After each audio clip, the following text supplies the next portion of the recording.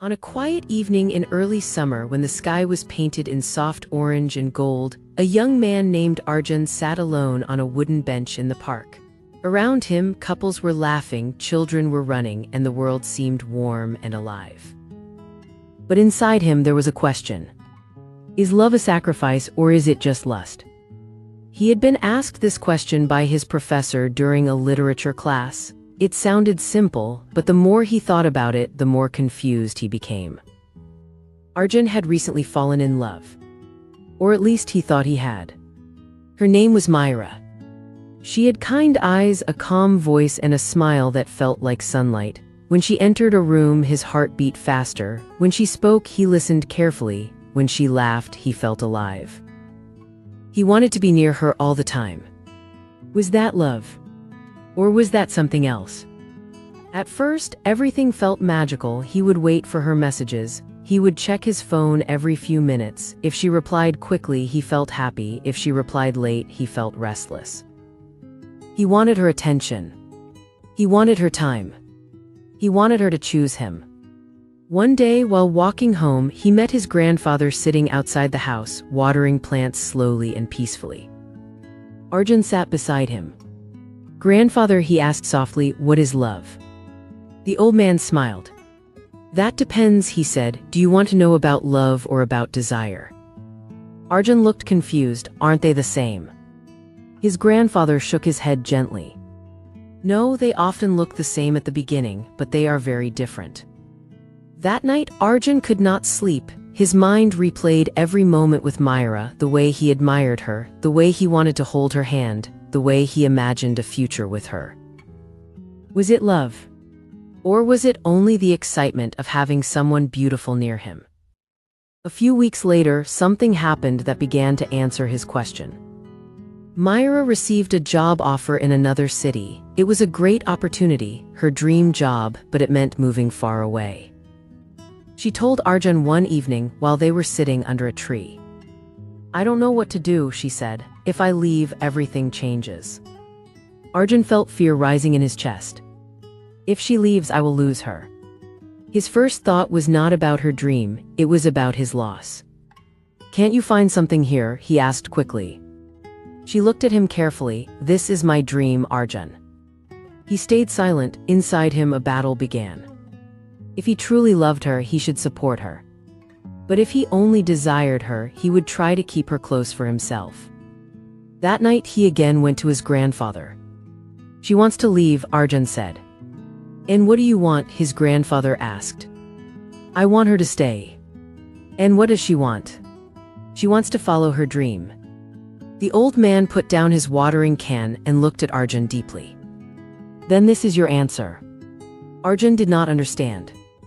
His grandfather continued, "Lust wants to possess, love wants to protect. Lust says, stay with me so I can feel happy. Love says, be happy even if it means you are far from me." Those words hit Arjun like a gentle but powerful wave. He went to his room and sat alone in the dark. He asked himself honestly, do I want her for myself, or do I want her happiness? The next day, he met Myra again under the same tree. She looked nervous. "I made a decision," she said softly. "I think I should go." Arjun felt pain, real pain, but this time he paused. He did not react quickly. He remembered his grandfather's words. He looked at her and said, "You should go." Her eyes filled with surprise. "Really?" "Yes," he said, forcing a small smile. "You should follow your dream. I don't want to be the reason you give it up." In that moment, he understood something powerful. Love sometimes feels like letting go. Not because you don't care, but because you care too much to hold someone back. Months passed. At first, the distance was hard. They called each other, they messaged. Sometimes they missed each other deeply. But something changed in Arjun. His love became calmer. He no longer checked his phone every 5 minutes. He no longer felt panic when she was busy. He trusted her. He respected her space. He focused on his own growth too. He studied harder. He started working on his own dreams. He realized something important. Lust is impatient. Love is patient. Lust burns fast and bright like fire. Love is steady like a lamp that stays lit even in the wind. One evening during a visit home, Myra told him something honest. "When I first met you," she said, "I wasn't sure if you loved me or just liked the idea of me, but when you told me to go, I knew." Arjun smiled softly. He understood now. Love is not just attraction. It is not just butterflies in the stomach. It is not just wanting to hold someone close. Love is choosing someone's well-being over your own comfort. Love is staying when things are difficult. Love is sacrificing pride, ego, and sometimes even distance for the other person's growth. But does that mean love is always sacrifice? Not exactly. Years later, Arjun and Myra sat together again, older and wiser. They had both built careers, they had both faced struggles, and they had chosen each other again not because they needed each other but because they wanted to share life together. Arjun once asked her, "Was it sacrifice?" She smiled. "It didn't feel like sacrifice," she said, "it felt like respect." And that is when Arjun understood the final truth. Real love does not feel like losing something. It feels like choosing something greater. Lust says, "I want you because you make me feel good." Love says, "I want you to feel good even if it costs me something." Lust disappears when beauty fades. Love grows when challenges come. Lust is focused on the body. Love sees the soul. Lust is loud.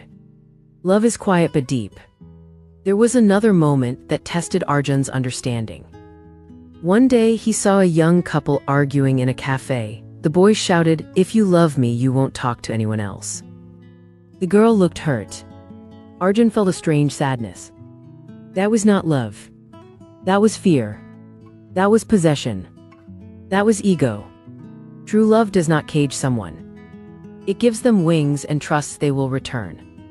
Later that night, Arjun wrote in his journal, "Love is not about owning someone, it is about honoring them. It is not about controlling their choices, it is about supporting their growth."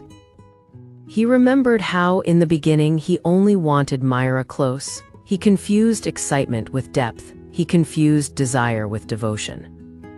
But time taught him the difference. When Myra was sick once, he stayed awake all night beside her, not because he wanted anything from her, but because he could not imagine her suffering alone. When he faced failure in his job, she did not judge him or compare him to others. She sat beside him and said, "We will figure it out." That word "we" is where love lives. Lust says me. Love says we. Is love a sacrifice? Sometimes. Is love lust? Sometimes it begins there. But real love grows beyond lust. It matures. It deepens. It becomes a choice, not just a feeling. Feelings come and go, they rise and fall like waves. But love is the decision to stay kind, to stay loyal, to stay supportive, even when the excitement is quiet. Arjun finally understood that love is not something you fall into by accident. It is something you build. Brick by brick. Moment by moment. Through patience. Through honesty. Through sacrifice when needed. Through respect always. One evening, many years later, Arjun's own son asked him, "Papa, what is love?" Arjun smiled, remembering the young man he once was. He said gently, "Love is when someone's happiness becomes important to you, not because you need them, but because you choose them." The boy thought for a moment. "And what is lust?" Arjun replied softly, "Lust is when you only think about how someone makes you feel. Love is when you think about how you make them feel too."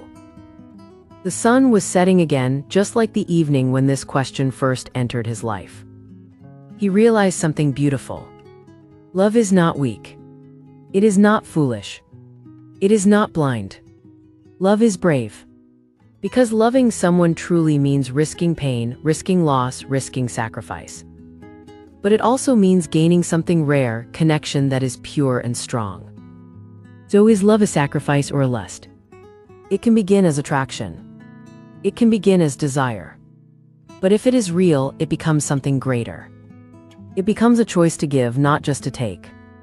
It becomes respect, not control. It becomes growth, not possession. And in the end, real love is not about losing yourself for someone. It is about finding a better version of yourself because of someone. That is love. Simple, deep, strong, and worth every sacrifice it asks.